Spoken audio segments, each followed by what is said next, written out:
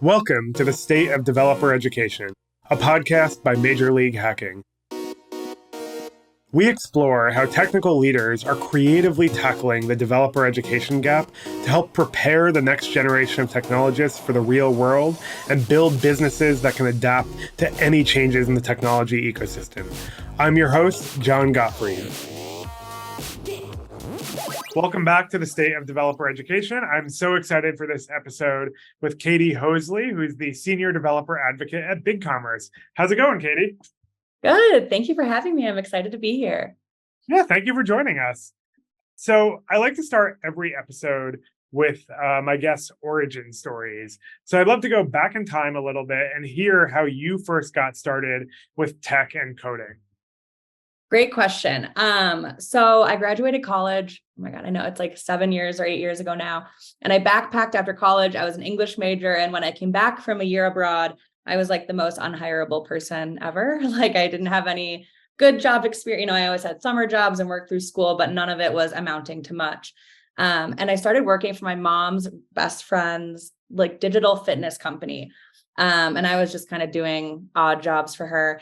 And through that process, I noticed that we have these contracted software engineers who would make these like incredibly minor changes to our website, but it would take weeks. It would take weeks to get someone to change like a banner or a photo. And I just found myself thinking like, it literally can't be this hard. It just can't be.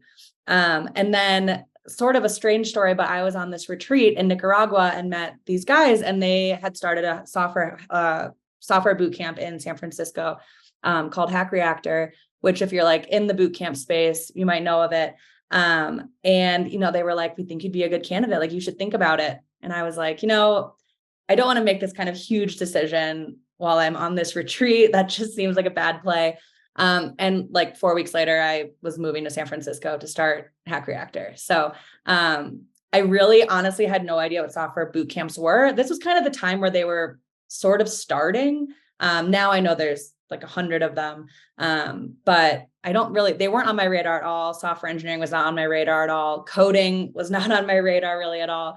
And so I kind of fell into it and really enjoyed it. So sort of like a windy path. And I know being an English major in tech used to be a unique story, and it's totally not anymore. It's like tech seems to be filled with liberal arts majors now. But yeah, that's how I got here.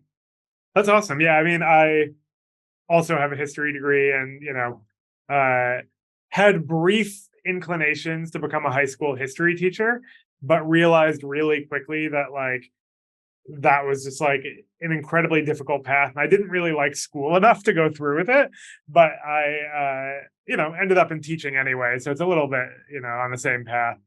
When you went to that first boot camp, like, what were you actually learning? Like, was this the days of Rails? Like, was it like JavaScript? Like, what were they teaching you?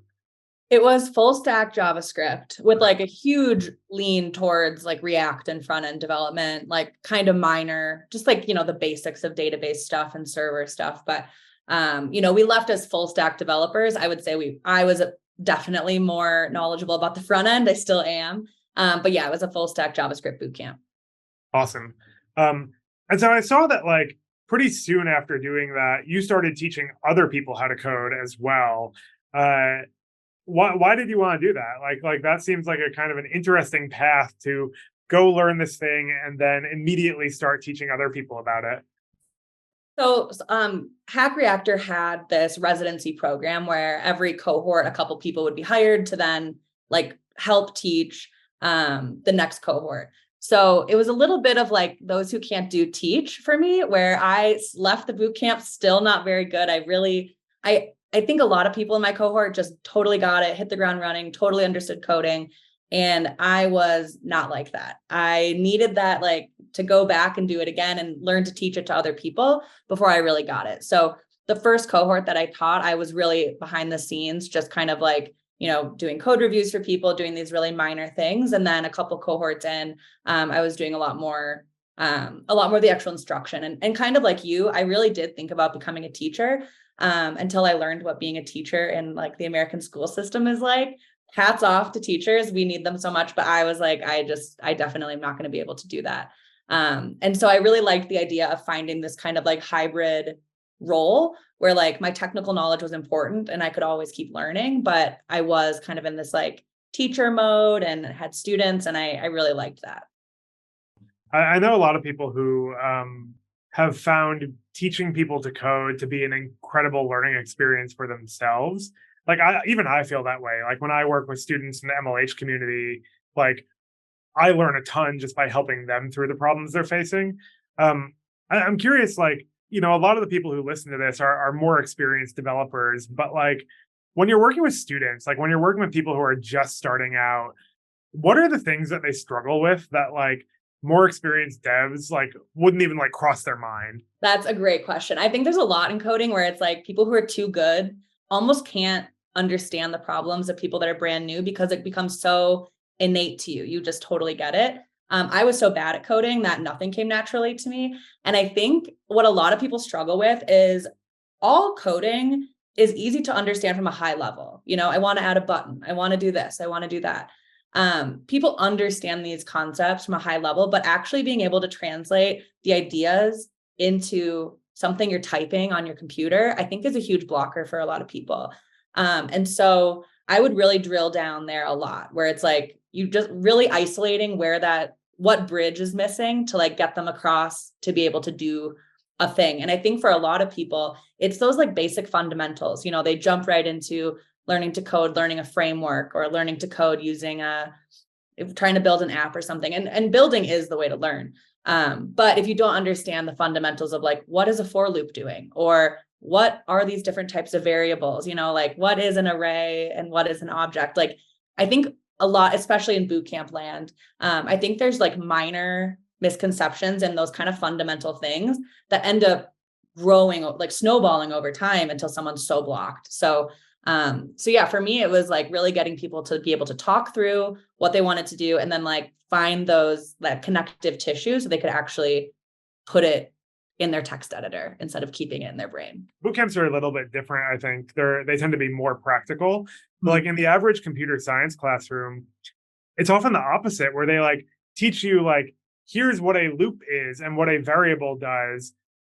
And you have no idea why you would ever want to use that thing or how you use it, right? And so it's like taking that like weird abstraction of like, I understand code, whether it's like, I understand how to write a React app or I understand algorithms, and turning that into a real idea that people can interact with is like a huge gap. Yeah, totally. And computer science people know more about computers than I ever will, because you're right. My education was so practical. Like, I don't know. I really don't know anything about what's happening inside my computer, but I can build. Neither do I. Yeah, I can build a front end. I can build an app in no time, but actual computer knowledge, I have basically zero. I mean, me too, but it's like, I mean, people graduating with CS degrees who have never built something outside of class also can't build anything. Right. And so like there's gaps on both ends. So getting back to like the idea that you were an English major and, thought about becoming a teacher at some point, but now you work in DevRel, right? Which we'll get deeper into. How has that liberal arts background and inclination towards teaching people like shaped your approach to DevRel?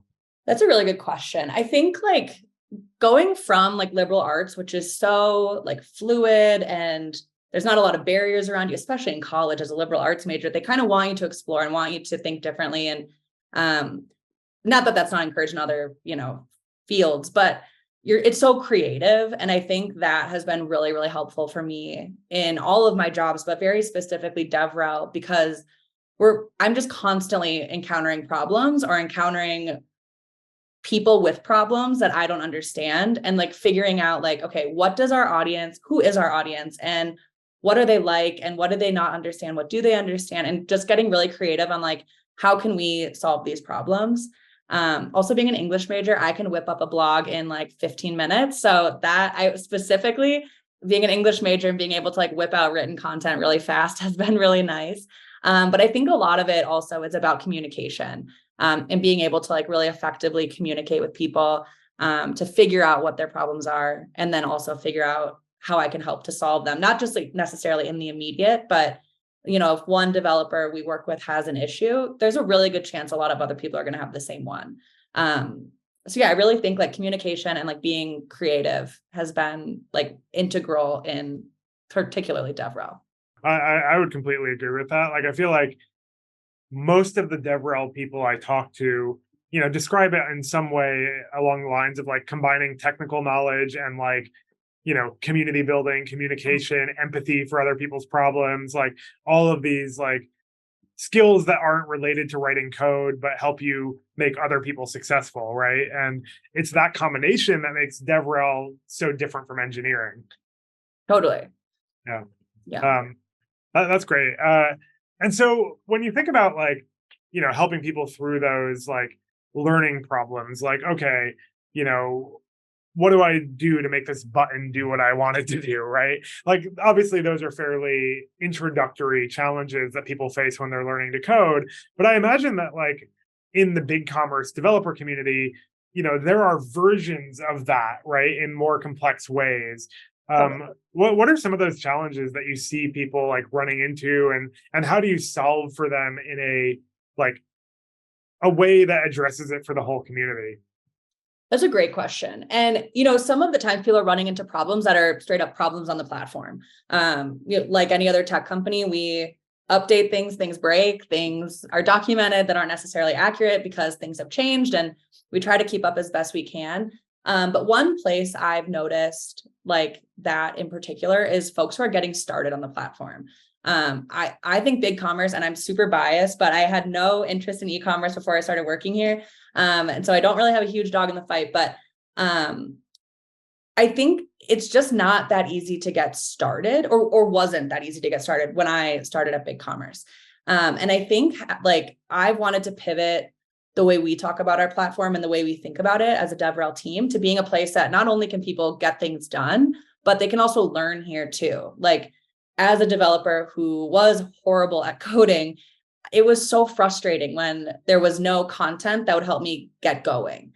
And my team, if they listen to this, they'll laugh. I always harp on React's docs because React had docs that were just so cool for a new developer. Like, I could get going, I could create an app if I just followed step by step. And it really made me feel, okay, like I get this, like I'm learning something. And it gave me this like bizarre loyalty to like a Facebook product. Like, right, as a person, I'm like, I don't have like loyalty to a front end, but it is one that I always go back to. And so I think I really try to like emulate that and to think about, these developers we have on the platform who are doing crazy cool things, and they've been coding for 15 years. They've been on the platform for 10 years. Their problems are so niche that normally I'm just like, let me find a sales engineer to talk to you because I don't know how to solve this. The people I like to focus on are those devs who I think we can provide this ecosystem where they can really learn here and they can make mistakes, and they have all these resources and our community to back them up. I think I've gone like totally off topic of what your question was, but that is something that I like to, like, I really, especially when I first got started here, I just noticed as myself, who I feel like I'm pretty good at coding now, it was still hard for me. So really trying to keep myself in that like beginner mindset and building everything for a beginner, because worst case, you're not a beginner and you just skip to step 5 or whatever. Yeah, totally. I mean, like, I was talking to someone about this recently that really good developer documentation and learning resources often have layers to them where like you can get deeper and more complex if you need to, but the starting thing that you see is often really straightforward and simple, and that's what makes it good, right? Because if you dive in and it's incredibly complex, you might be scared away regardless of your skill level. Like, I know people who are super experienced and they go to a docs page, they're like, I don't have time to like think about this. Totally. It's like if it's too much, if it's too crazy, it's like that. And then also if it's too marketing-ish, like if I get to your docs and it's like this fluffy sales pitch, it's not really explaining. I mean, everyone's been to the docs for some product where it's like, I don't even know what this product is. Like, that's how like much of a marketing push you've put on this, that as a user, I have no clue what this is. And like, we think about that all the time. We're an e-commerce platform and there are other e-commerce platforms that somebody could use. The thing that's, and developers are often not considered decision makers at companies, but I really think in my experience, developers are very much decision makers. They might not be signing the checks, but they're informing the person who is. And if it's difficult to understand our product or difficult to get started or unfriendly to developers, people just won't use it. And I think DevRel, like emerging at BigCommerce, and us also kind of as an org pivoting towards understanding and acknowledging that developer experience is like a number one concern and priority for not just DevRel, but for the whole company.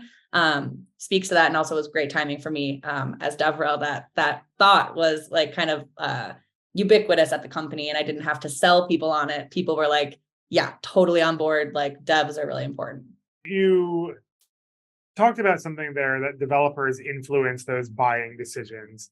And it feels like this constant existential problem in DevRel is like, how do we justify our existence, or how do we measure the ROI of all of these things that we're doing that, might take a really long time to pay off, right? Like, how do you think about justifying the ROI of DevRel when, you're right, like anecdotally, they do influence buyers, but how do you measure that and show the proof? Great question. Anyone who's in DevRel listening to this is probably like either cringing or laughing, because this is like a top concern for every DevRel team. Because at some point, your DevRel team has to prove to your financial department or to your CTO, CFO, some C-suite person, like you can draw a line between us and company success. And it's really difficult to prove. We're very much long tail. I think we kind of align ourselves with like long tail marketing in a way. And I sometimes explain it kind of like SEO. Like if you bring an SEO expert in and 2 weeks later, you haven't seen the results you want, and you fire them, you've wasted so much money and so much time, because in a year that could have worked, but SEO doesn't work in 2 weeks, and neither does DevRel. So one way, actually the major way that we're doing this now is through an app, like a tool called Common Room. Huge shout out to Common Room. If anyone's listening, really recommend it if you're in DevRel. And it's a tool where we can aggregate all of our community members with like their email and their GitHub and kind of any information we have about them, whether they're in our Slack space or they're on Twitter. And it can just help us track everyone's behavior, how involved people are with things. And we can really start to see like patterns, and we get to see all this cool stuff about the developer community. And through that, I think we're able to tie a lot of stuff together for kind of like reporting purposes. So we look a lot at like what companies are the most, like how often do we have new companies emerge as community members, and how often do we lose people? What is our response rate? What is our, like how long does it take us to respond to people? Those are kind of the metrics we've started looking at to start having like real tangible like objectives for a quarter. Cause it's really hard to be like, well, our objective was to get better, and it's like, okay, well, what does that literally look like? And so another way too for us at BigCommerce is becoming a lot more embedded with our partnership teams. BigCommerce is like a platform of partners. Like we have 1 million partners that build apps and integrations and all these cool things for the platform. And so the more involved with them we can be, and the more involved they then become with the platform, is another metric. And it's funny because in DevRel, you kind of scramble to find these metrics, and we know that they mean something good, and someone who is reading them sees something on paper and likes that. But really, I think a lot of what DevRel isn't so trackable. It's difficult to track and to measure like human relationships, and that's a huge part of our job, is just meeting these people. I feel it sometimes like my team, we're kind of like BigCommerce agnostic. Like we aren't part of like a corporate machine. I mean, I don't really view BigCommerce as like a corporate machine, but we get to kind of be these like rogue characters that live in the community of developers. And it's like, hey, you can criticize the platform all day to me. Like, I love that. Like I get to bring this stuff in, and I get to really tighten up these feedback loops. So instead of a product update taking a year, which it does at tons of companies, and even at BigCommerce, we'll have things that take too long, but we're able to really like tighten up those feedback loops and really increase like developer sentiment. And I think that's another big metric that people like to see. If developers feel like I'm a human being listening to them, and I'm going to turn around and go tell the person who can make that change to change that, and they can see that change in the next week, I think that's huge. And that not every company is also able to do that. I think we're small and agile enough that we can. But yeah, I think those are kind of the major things that we look at, and the major things we really try to like get down on paper to kind of like prove the worth of our team. What you are describing is very much what I sort of envision DevRel to be. I do think there's a shift away from that towards like more short-term ROI, but I'm not convinced that that is necessarily a good strategic decision in the long run. Like what you're describing, I think is like what when I was developer evangelist at Twilio, which granted was like more than a decade ago now, like that was how we saw the world. It was like, if there's anything we can do to help a developer be more successful, that is within our remit. Whether that's passing feedback to the product team, whether that's buying them dinner and talking about their startup, like, there's so many different ways you can have an impact on that. And some of them are big and broad reaching, and some of them are super individual, but like that stuff really does come back karmically, in the success of a business. Totally. And I feel really lucky to be at BigCommerce, where we're not like under fire to be like creating more and more metrics for the sake of metrics. I think, we're lucky that the buy-in is top to bottom at the whole org, that not only DevRel is important, but that developers are. And so I think with that like mindset shift, it's like, it just hasn't been, I thought it was going to be way more of a fight to be like, no, like we need more people and here's why. And I think we just have like the exact amount of buy-in that we really need, while still remaining like accountable for like doing things and having some sort of like visible and tangible effect on the product and the company. But I know that there's other places where DevRel they're really, forced to come up with these metrics that even if they don't feel like they're meaningful, they still need to come up with them. And so we're lucky, we're kind of in the middle. We're like, we want to track things for the sake of our own team getting better over time. I think it's really difficult to get better at anything if you don't have some sort of benchmark, whether it's, okay, sentiment is 80% positive right now. By the end of the quarter, we want it to be 85. Like something, I think for a team is really important. But yeah, I feel really lucky that we do get to kind of still, our focus really is like, how can I help developers and what can I do to like push the buttons internally to really make it the platform developers really want. That's kind of a good segue into my next question here, because, all of the things you're talking about, like, touch on so many different areas of expertise and parts of the company and ways that you can kind of serve developers, right? Like we're talking about content, we're talking about events, we're talking about product advocacy, we're talking about like bug fixes, like all these different things. How do you actually balance all of those different facets, and how do you guys divide it up as like an organization in terms of your scope? So great question. So right now our DevRel team is 3 people. It is me. We have one other developer advocate named Steven, and then we have our developer community programs manager, Heather. And we kind of do everything. We are really strict about like prioritization. So we do like, we work in sprints to help us keep really focused. And then throughout sprints, work comes in sideways and we figure out how to prioritize it. But our huge areas of focus are the community, really focusing on like community health and how can we get them what they need? How can we answer questions? We have a Slack space with a few thousand developers in it. So there's a lot going on there. We're really, really involved in product. So whenever we have a new product or a new feature that's developer facing, like if it's not developer facing, I don't even hear about it.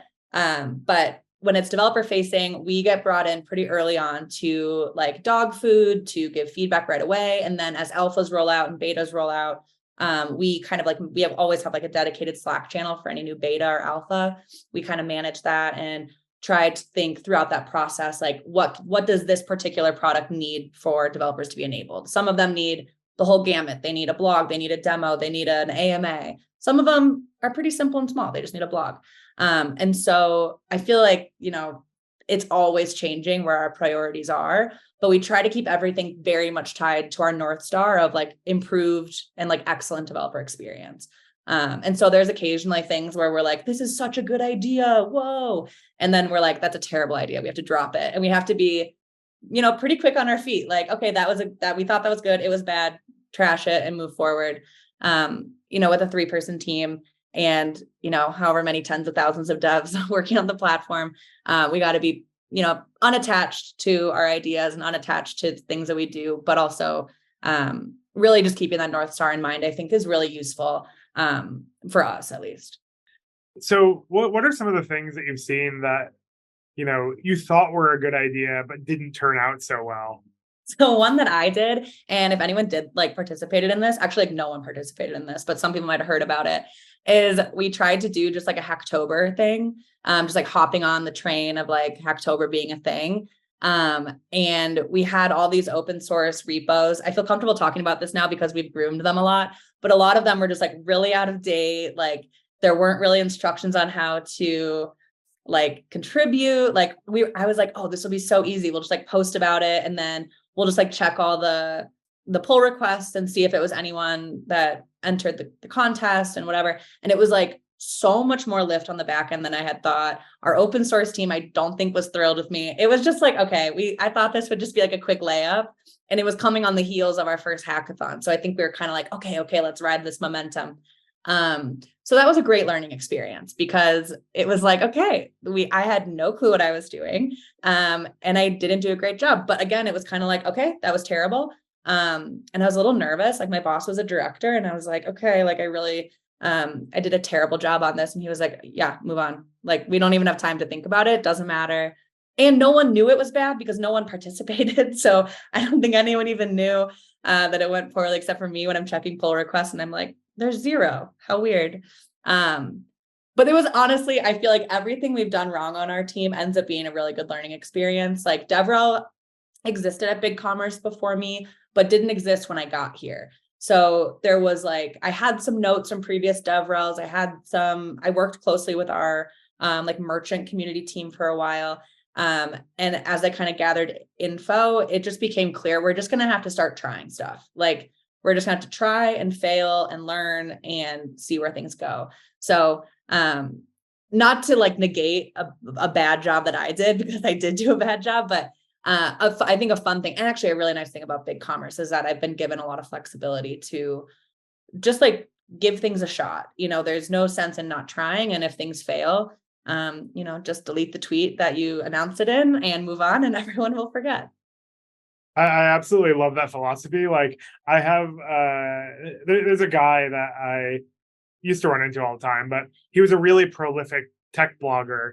And he told me this story once of how he learned to blog consistently by doing it every day. And eventually he realized that like the fact that no one was reading his blog was actually a really good thing, because he was super embarrassed by all the posts in retrospect, but it helped him build the habit and like iterate to a point where people would actually be interested in what he was talking about. And it took a lot of really crappy blog posts to get there, right? And no one looks back on them, so it doesn't matter. And you always feel like embarrassed for trying things, or like embarrassed for like being on the internet or like doing anything publicly. You're like, oh my God, my friends are going to read this. Like people I know are going to see this. Number one, no, they're not. My friends aren't looking up the videos I'm in about e-commerce or technology. Like they don't care. And even if they did, they'd be like, cool, but you think about like, if I saw my friends doing that, I'd be like, oh my God, that's so cool.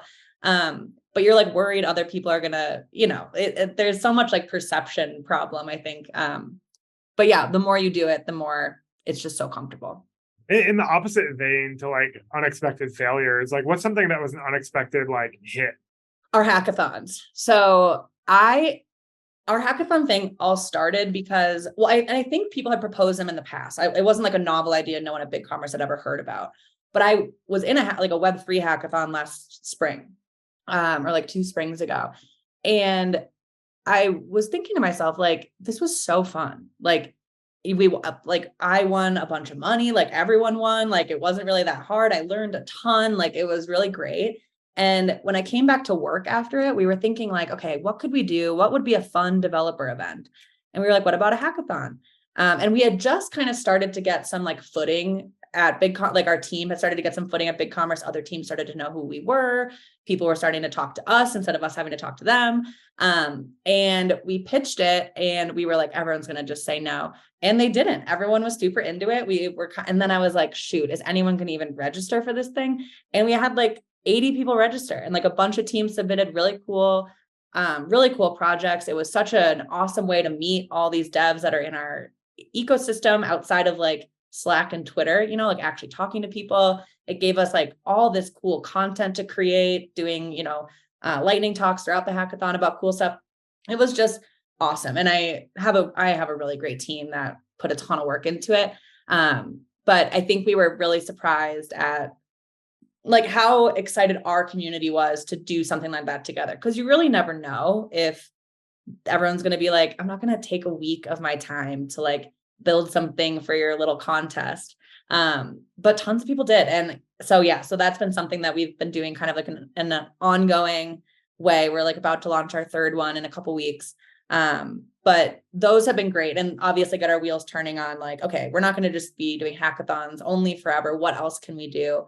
But yeah, I've just like loved doing the hackathons. If that could be my job constantly, I would love that. If anyone's, I'll have a new title that's just like hackathon ambassador or something.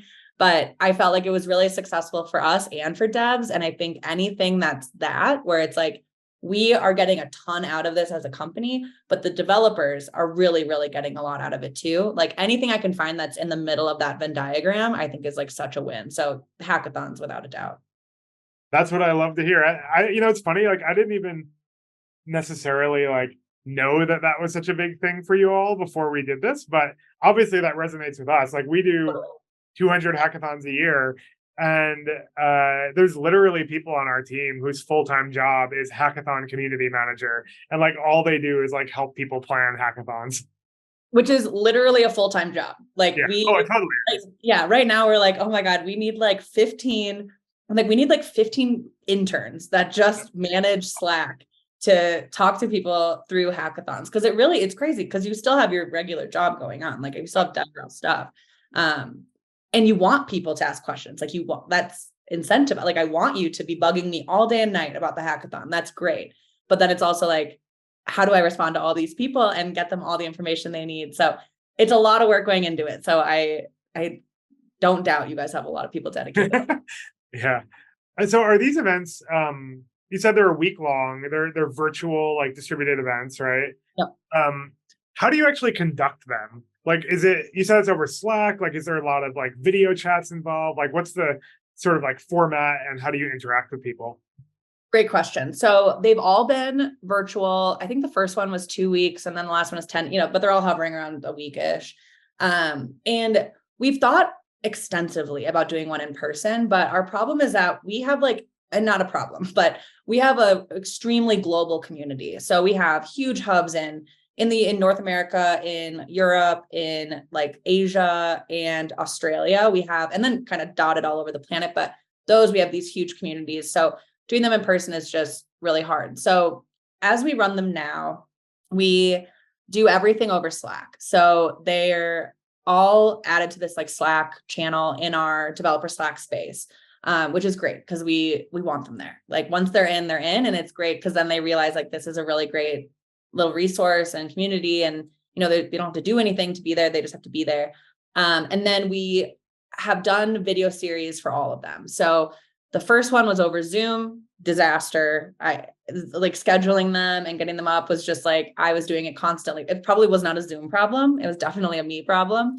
And then the last one, I think we just recorded them and uploaded them. And then this time around, we finally have some good software to be just streaming them to our YouTube so that, then it's like everyone can watch them asynchronously, like there's really nothing. It's fun to be in them live if you can be, but it's not a huge deal if you can't be. And we let everyone know ahead of time what all the talks are so that they have specific questions, but they're in Australia and it's going to be 3 a.m. when the talk is happening, we can still get those questions answered. And so it's a lot of asynchronous support via Slack. Unless you're in North America, then it might be synchronous because we're online. But not a lot of video chatting. I think if there was a hacker that really wanted to hop on a call, we'd be more than happy to. But really, I've been shocked with the little amount of assistance people really need. It's more like at the very beginning and the very end, which maybe you guys have experienced that, where it's like, how do I do this? Or what should my idea be? Is this idea good? Kind of people really wanting to understand the scope and the rules and everything. And then, the day of submission, oh no, I didn't, I forgot. And, whatever. We're pretty flexible. If you, live in India and it's not submitted by midnight in Colorado, that's fine. But really people don't seem to need a ton of support during it. But yeah, that's kind of how we run them. Very asynchronous, but also can be synchronous if you're in one of our time zones. And eventually we'd love to have advocates kind of like dotted around the world so that these things can actually run much more synchronously, like depending on where you are, or no matter where you are rather. But right now we're all in Colorado, Austin, Texas, or North Carolina. So we're a little limited by our location. Yeah, we're also a fairly global community, and for a while when we would do our virtual hackathons, we would literally have like a 48-hour like shifts where it was like, okay, like, following the sun basically around the world, like different people were up online. It's really difficult to schedule. I don't know that I would recommend it, but it was interesting. Like, you definitely had people online doing stuff at all hours of the day, which is kind of cool. Yeah, it's crazy. We sort of tried that in our first one where we were up really late or online really early.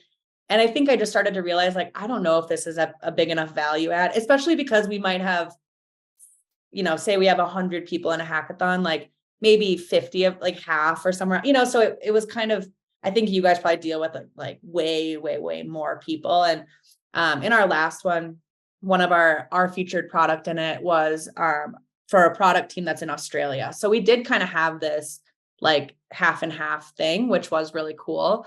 And for this one, we won't have that. But so far, most of our registrants are from North America and Europe, but still that doesn't help. So, I think figuring out asynchronous is the best for us for right now. No, I think it's a really good model. Out of curiosity, like, are the participants primarily people who are already familiar with BigCommerce who are trying something new, or is it a lot of people coming in using your developer platform for the first time?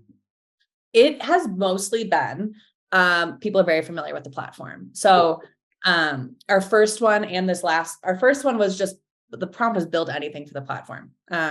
Notably too vague. We learned that. And so that was really only going to be people that knew about the platform, because it's so much lift to like learn about a platform and then learn to build something for it. Our last one was sort of similar, but it was, we did it with Stripe. And so it was using some Stripe APIs and some of our APIs to build a little more specific prompt, but not by a ton. And then this one we're doing is with Google, and we're using Google's AI APIs and our platform. So my prediction is it's probably mostly always going to be people that are familiar with BigCommerce. But my hope is that it becomes people that are cursorily familiar with BigCommerce. So say you've built apps for Shopify or for WooCommerce or for, insert name of another e-commerce platform, then the lift isn't so big for you. You understand the needs of e-commerce, you understand. And like our platform, like I said, like ideally, I mean, in my opinion, it's moving to a place where it's increasingly easier to get started. And so more like, I think my target is probably never going to be just like devs in the ether, but more so devs who are familiar with some facet of the platform. And it gives them a cool opportunity to build something. So like for this upcoming one of the prizes for the winning teams is that you don't pay an app fee to submit your app to our app store, and you won't pay rev share for 6 months. So I think having these kinds of prizes, like and then there's cash prizes for the top 3, but as we consider who we want in, I think those kinds of prizes become so valuable, because it's like, now these people, say you have an app on a different platform and you've thought about putting it on ours, but like, the app fees, you don't want to pay the app fee, or you don't want to pay the rev share. Now you have a chance to say, okay, why don't we just go try building something in there during this little competition that we've thought about building anyway. And then we have the opportunity to not pay rev share. We have the ear of the BigCommerce team during the whole build process. So I would love if we could pivot to that as well. I love the BigCommerce devs who join us for all the hackathons. Like, I call them our usual suspects, and they all know who they are, and they're amazing. And I love having them around. And I think even they would benefit from more people coming into the ecosystem with like diverse backgrounds, diverse experience in e-commerce, and just diverse experience kind of like building in general.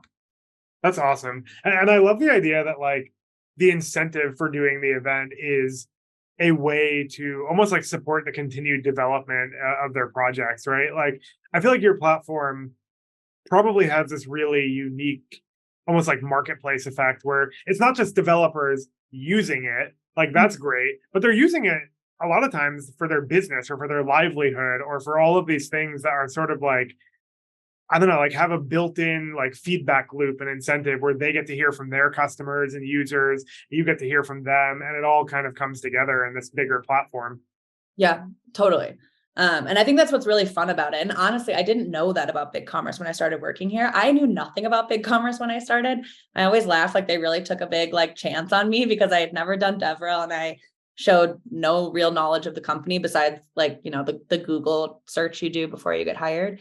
But I think like that dynamic of like, we are a platform and we not only welcome, but like encourage you to build things that you think are missing, and make money on them, like add them to the app store, like have people pay you, like, we want you to come here and be successful. And whether that means you're a merchant and you're just like, you have your own little store and like, it's just you and just one store, whether you're an agency building hundreds, thousands of storefronts, or you're someone building apps, like there's a place for kind of everyone at the table. And I think it's fun because there's like so many different ways those different types of people or developers find success on the platform. We're not just talking to like, 3 versions of one persona. It's like 6 completely different personas of developers that like have totally different needs and totally different goals. So I think it really makes it fun. That's super cool. So I have to ask, because you mentioned AI, where do you see AI playing into your, like, I don't know, like what you think people are going to be doing with BigCommerce? Are you curious about AI generally? Like, what's sort of your perspective on this new, I'll call it a fad. It's probably a fad that's not going away, but Yeah, I think it's kind of the fad that like gets a mind of its own and it can't go away. I think that's probably like everyone's fear. I think in e-commerce, it's actually fun to think about AI in e-commerce because it really narrows the scope of AI in my mind. Like when I think about like a robot becoming sentient and taking over the world, I'm like, okay, I don't even want to think about that.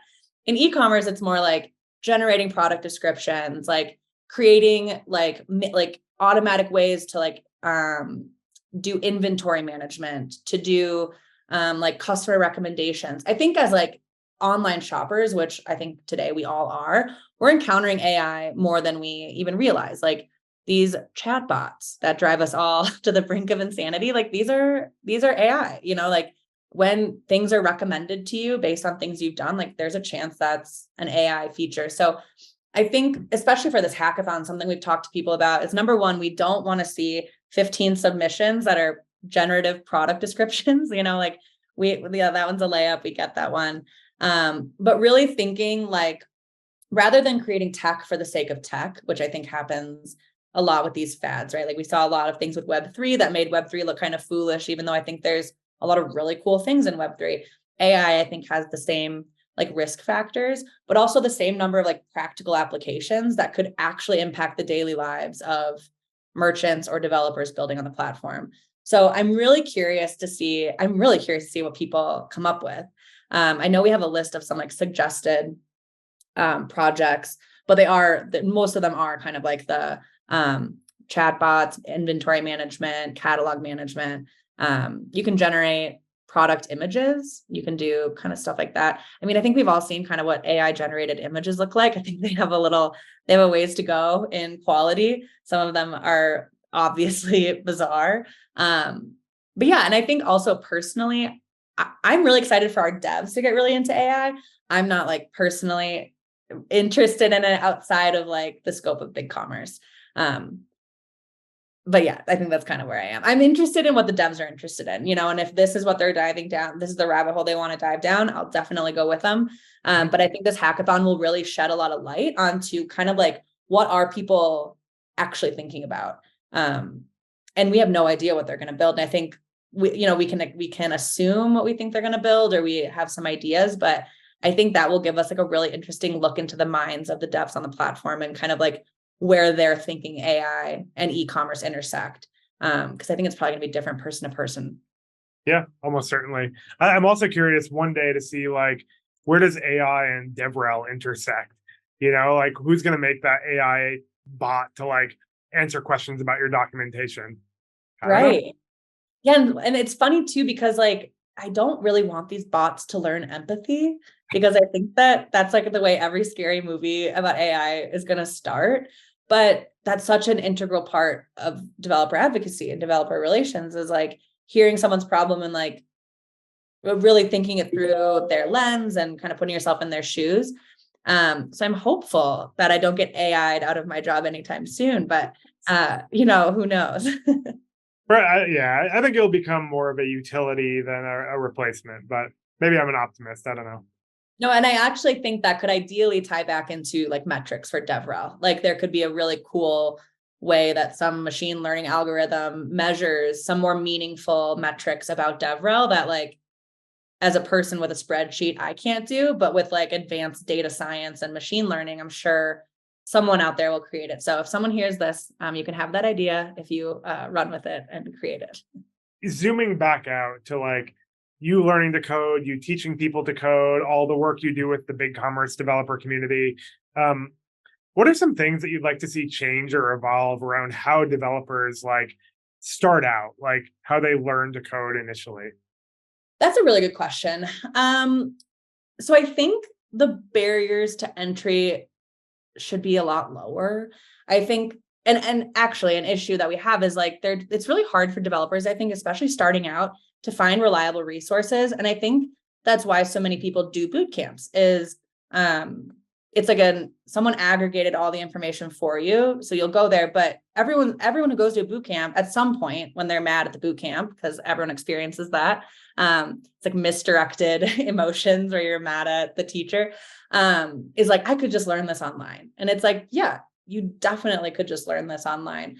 But I think like creating more platforms, kind of like what I was saying about BigCommerce, like creating platforms with learning in mind, I think is a really cool model for like tech companies that are like a tool. So BigCommerce as a tool, I think it like behooves us to think about like, what if I was a merchant who had no technical background? I understood how to use my control panel and kind of like the website itself that BigCommerce provides me. But now I really want to be able to make changes on my website. I really want to be able to do XYZ without paying however many thousands of dollars to a dev like the one I had who, would take 3 weeks to change the background color. Not saying all devs are like that. They're not. But I think looking at things through the lens of someone who is learning and just wants to make these just empower people to be able to do things that aren't complicated. Like if someone wants to create an API and do all whatever they want to do complicated stuff, yeah, that might require more. But I think especially through the lens of like DevRel, creating content that is really easy for people to use and really easy for people to learn with, I think is something that I think about all the time. I love that idea of developer platforms as an entry point for people to learn to code. There's this like apocryphal story that I bring up all the time from the early days of Twilio, where some product manager, I think it was at Intuit or something, like went on the Twilio docs, had been begging these developers on his team for a feature for months, and was like, I'm so frustrated, I'm going to build it myself. And he went on the docs and he was able to build this like MVP level prototype of his thing because the docs were that accessible at that point in time. And like, I think you're right. Like there's a ton of people out there who are like on the cusp of doing some coding, but they've never had the right like resources or support network to get there. Right. And Totally. There's a lot of opportunity there. And there's a huge difference between being like a software engineer at a company where you're like building products and features and like doing really complicated work and like building a basic web page for yourself. Like these more basic things should be accessible. And I think Twilio is known for their very good documentation, so that doesn't surprise me. But it's funny that like in my mind, I can think of like 4 or 5 companies that just have like stellar documentation. And the bar for that is just like being usable, and that's so funny because every developer has probably had this exact experience. I'm sure you have, where you go to build something and you're banging your head against the wall. Why won't this work? Why won't this work? And then you just find out the docs are wrong. And it's like, this is crazy. So I think, and as someone who has gone through that a million times, always defaults to blaming myself because I was so bad at coding. I have this like trauma from being so bad. I'm like, no way is it the docs. I think looking at things through that lens and remembering like, we don't want people to have that kind of experience here. We want people to be like, oh my gosh, have you gone through that documentation? It is so good. We want them to bring it up as an example of something that's so easy to use. Because it's like, I want people to look at BigCommerce the way I look at React, where I'm like, this taught me so much just by being easy to use, like it wasn't like, oh, I sat there reading it for days. It's like, no, it just got me through a Hello World app build, which was taught me so much with so little, but teaches you so much, and gives you that kind of like that good feeling. Like I did something, I made something, like I can look at it and it works. And I want people to have that experience on our platform too. I love it. That's an inspiring goal. Yeah. And difficult to get there, but we will. I'm sure we will. Yep.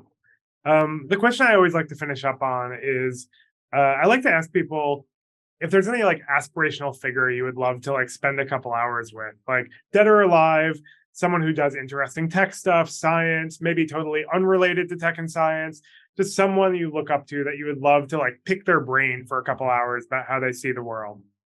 Okay, this will be so weird because there's a chance that he might see this because our companies work together, but Lee Robb from Vercel, he runs DevRel at Vercel. And I like look at them the way like kids look at like a rock star, where I'm like, oh my gosh, I don't know how they do all this. I don't know how they have this many hours in the day.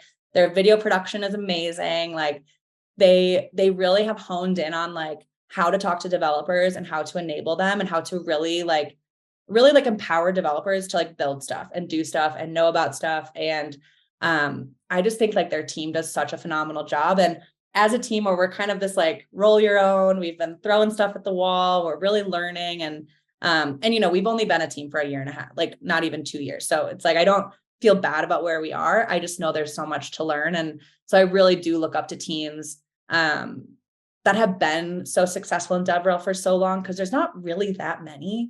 A lot of companies have DevRel, but I think Vercel has just done like a bang up job at making theirs like they do not need to talk to anyone about metrics, I'm guessing, like it is clear how useful they are. And so, yeah, if I could get Lee Robb for a few hours and really pick his brain on how they've done that and what they've learned and what mistakes they made, I think that'd be awesome for me. So Lee, if you somehow hear this, you know where to find me. And that feels very attainable. Yeah, I think, it's very possible. Yeah. Awesome. Well, thank you so much, Katie. Where can people find your work if they want to see other things that you and the BigCommerce team are up to? So you can find me on Twitter. I'm Katie_Hoesley. And if you can't spell Hoesley, that's totally fine. BigCommerce Devs is also our team Twitter. And I retweet myself on there all the time. You'll find me right away. And you can also visit our developer center, which is developer.bigcommerce.com. And really everything we're doing is all right there. Awesome. Well, thank you so much. I really enjoyed our conversation. I always love meeting other liberal arts people in tech and DevRel. I hope everyone enjoyed listening and will subscribe for future episodes. We're putting them out every week. So thank you, everyone, and happy hacking. Thank you. The State of Developer Education is brought to you by Major League Hacking. To find out more about Major League Hacking and how we're educating the next generation of developers and helping the world's leading companies reach them, visit sponsor.mlh.io. And make sure to search for developer education in Apple Podcasts, Spotify, Google Podcasts, or anywhere else you listen, and click like and subscribe so that you don't miss any future episodes. And if you like it, please don't forget to leave a review, and we'll give you a shout out on a future podcast. On behalf of the team here at Major League Hacking, thanks for listening and helping us empower the next generation of technologists. Happy hacking!